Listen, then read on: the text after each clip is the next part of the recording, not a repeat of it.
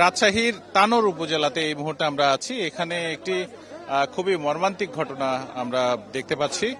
দুপুর 1:30 নাগাদ এই জায়গাটিতে ডিপ টিউবওয়েলের জন্য যে গর্ত করা ছিল সেই গর্তের মধ্যে পড়ে গেছে বলে জানানো হয়েছে এবং এখানে উদ্ধার অভিযান এখন পর্যন্ত চালাচ্ছে ফায়ার সার্ভিসের মোট 3টি ইউনিট। আমরা দেখতে কাজ করছেন, তারা সকলেই উদ্ধার তৎপরতায় অংশ নিয়েছেন। আপনাদের একটু জানিয়ে রাখতে চাই, আপনাদের নিশ্চয়ই মনে আছে 2014 সালের 27 ডিসেম্বর পরে এই জায়গাটি ঠিক আসলে মুখটা খুলে যায় এবং তারপর থেকেই এই শিশু আসলে আজকে বেকায়দায় এখানে আছে এবং পুকুরের পাড় মূলত এই জায়গাটি এবং এখানটি প্রচুর মানুষ, হাজার হাজার মানুষ আসলে এই অভিযানটি দেখার জন্য চেষ্টা করছেন। আমরা একটু তাদের সাথে কথা বলার চেষ্টা করব। আমরা সংবাদ পেয়েছি আড়াইটের দিকে আমাদের তানোর ফায়ার স্টেশন এবং আমাদের রাজশাহী থেকে আমরা আসছি, তারপরে আসছে মানে চাঁপাইনবাবগঞ্জ, এই 3টা ইউনিট আমরা প্রায় 4:45 থেকে কাজ শুরু হয়েছে। তো এখানে আমরা প্রথমে এসে দেখলাম যে 5-এর ভিতর বাচ্চা পড়ে গেছে, 2 বছরের বাচ্চা।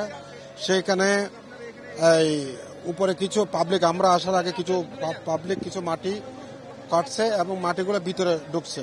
তা আমাদের যে চার্জ ভিশন ক্যামেরা আছে, আমরা ক্যামেরা দিয়ে দেখলাম প্রায় 35 থেকে 40 ফিট গভীরে এই বাচ্চাটা পড়ে আছে। বাচ্চাটা আমরা দেখতে পারি নাই। তো আমাদের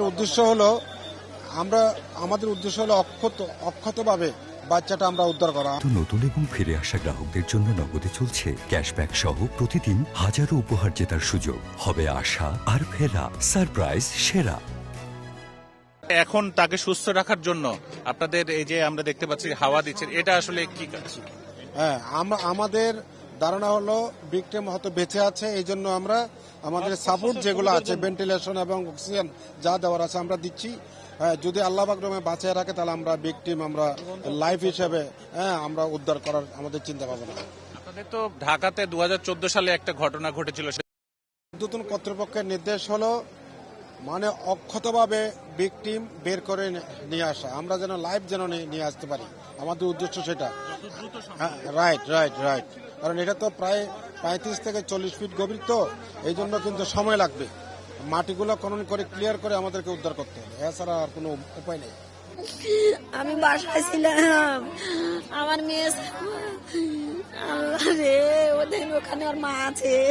একটু বলবেন যে আপনার বাচ্চার নাম কি, স্বাধীন, বয়স কত, কিভাবে হলো আসলে ঘটনাটা? আমার বাচ্চার নাম সাজিদ, বয়স কত? 2 বছর। কেমন করে হলো, কয়টার সময়? দুপুরবেলা বলছি চলো টলি পুঁতে গেছে দেখে আসি।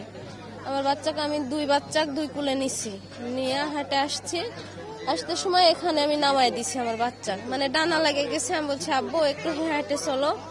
আমি চলে গেছি সামনে, পিছনে মা করে ডাকছে। আমি পিছন ঘুরে তাকায় দেখছি আমার বাচ্চা নাই, মা করে ডাকছে। আমি বলছি আমার বাচ্চা মা করে ডাকছে, আমি দেখতে পাচ্ছি না কেন। পরে একটু আগে এসে দেখেছি ও গর্তের মধ্যে থেকে আমাকে মা করে ডাকছে, এটুকুই দেখতে পেয়েছি, আর পাই। আপনার বাচ্চা তো অনেক ছোট, আসলে আপনি কি প্রথম দেখাতে দেখতে পেয়েছিলেন? ওই নাড়াগুলো সরিয়ে কি দেখতে পেয়েছেন? দেখতে পাইনি, লাড়া দিয়া ভর্তি, মানে ওর ভিতর তো আন্দার। এক্সকাভেটর মেশিন চলে এসেছে আর আমাদের মেডিকেল টিম, অ্যাম্বুলেন্স সবই রেডি। দোয়া করি আল্লাহর কাছে হাত জোর করে আমরা সবাই যেন বাচ্চাটাকে সুস্থভাবে জীবিত অবস্থায় যেন আমরা উদ্ধার করতে পারি।